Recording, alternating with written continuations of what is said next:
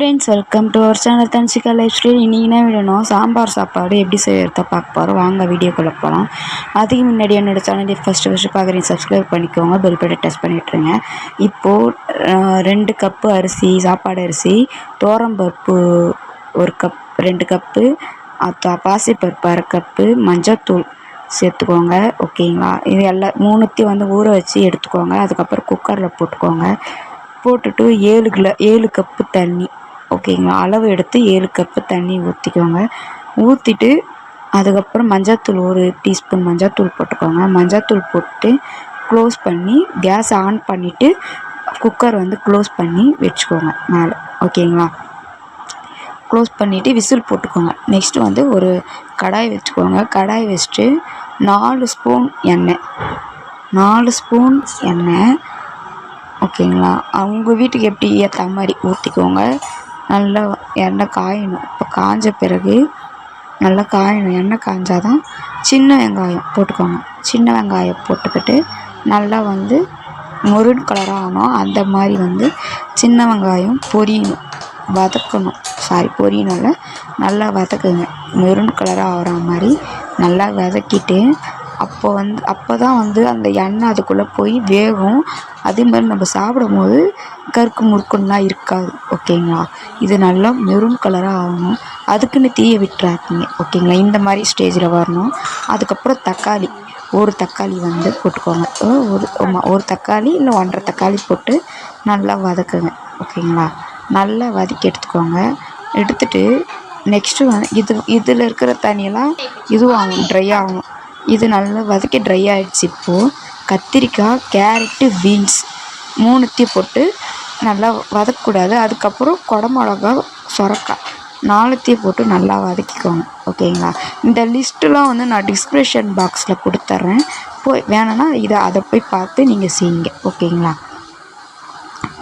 இது நல்லா வதக்கிட்டிங்களா? வதக்கிட்ட பிறகு இதில் இருக்கிற தண்ணிலாம் இறங்கிடுச்சிங்க. அதுக்கப்புறம் 2 ஸ்பூனும் உப்பு போட்டுக்கோங்க. உங்கள் டேஸ்ட்டுக்கு ஏற்ற மாதிரி உப்பு தேவையான அளவு போட்டுக்கோங்க. ஓகேங்களா, இது போட்டு முடிச்சுட்டு நல்லா உப்பு போட்ட பிறகு கலரணும்.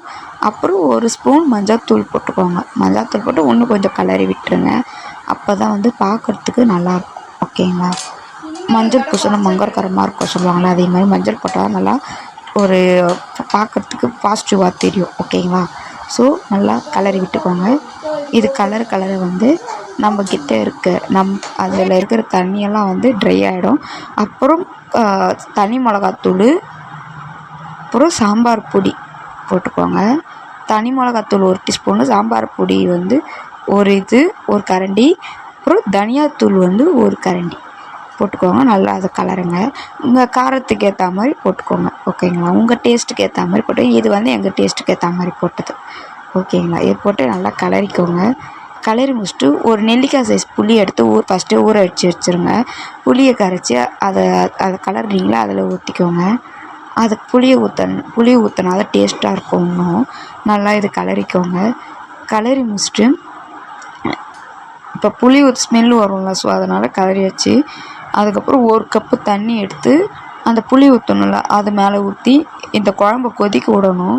கொதிக்க விடாதான் சூப்பராக இருக்கும். இன்னும் வாசனையும் சூப்பராக இருக்கும். வாசனையும் சூப்பராக இருந்துச்சு. நான் பக்கத்தில் தான் நின்றுருந்தேன். ஸோ வாசனை செம்ம சூப்பராக இருந்துச்சு. இப்போ கொதிச்சிருச்சிங்களா, அந்த தண்ணீர் எல்லாம் ட்ரை ஆகிடுச்சு. இப்போ தண்ணி ஊற்றணும். ட்ரை ஆகலை, தண்ணி ஊற்று கொதிக்குது. அந்த கொதியிலேயே நம்ம சாப்பாடு வேக வச்சு எடுத்துட்டோம். இப்போ பருப்புலாம் போட்டோம்ல, அந்த சாப்பாடு பருப்புலாம் போட்டது வெந்துருச்சு. அதை வெந்த சாப்பாடை எடுத்து என்ன பண்ணணும், வேக வச்சு கடாயில் போட்டுக்கொள்ள குழம்பு, அந்த குழம்புல இந்த சாப்பாடை நல்லா கிளறி விட்டுக்கலாம். எனக்கு கொஞ்சம் வாய் கொஞ்சம் இதுவாகுது, தப்பாக எடுத்துக்காதீங்க. வேணும்னா நான் டிஸ்கிரிப்ஷன் பாக்ஸில் எல்லாமே டீட்டெயிலும் நான் கொடுத்துட்றேன், அதில் போய் பார்த்துக்கோங்க. ஓகேங்களா, நல்லா இது கலரி விடுங்க.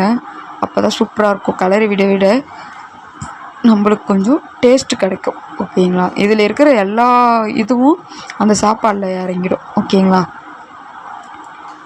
நெக்ஸ்ட்டு ஒரு ஒன்று வச்சுக்கோங்க. ஒரு கடாய் ஒன்று வச்சுக்கோங்க. அதில் நெய் ஊற்றிக்கோங்க, தேவையான அளவு நெய் ஊற்றிக்கோங்க. இல்லை நெய் இருக்கோ இல்லையோ இல்லை எண்ணெய் ஊற்றிக்கலாம், உங்களோட இஷ்டம். நாங்கள் நெய் ஊற்றிக்கிறோம். அதில் கடுகு வந்து 1 டீஸ்பூன் கடுகு போட்டுக்கோங்க. கடுகு சீரகம் எதுவும் ஒன்றா போல், நாங்கள் கடுகு தான் போட்டோம். கடுகு போட்டு நல்லா பொரியணும், அப்போ தான் நல்லாயிருக்கும் சூப்பராக.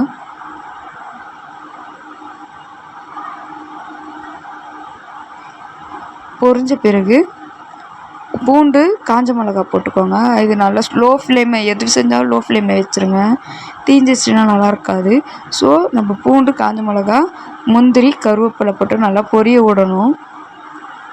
லோ ஃப்ளேமில் வச்சு செய்யுங்க, அப்போ தான் நல்லாயிருக்கும். ஓகேங்களா? அப்புறம் பெருங்காயத்தூள் போட்டுக்கோங்க. எப்பயுமே எல்லா சாப்பாடுலேயும் நம்ம பெருங்காயத்தூள் சொல்ல ஜீரிக்காது கூட ஜீரிச்சிரும்.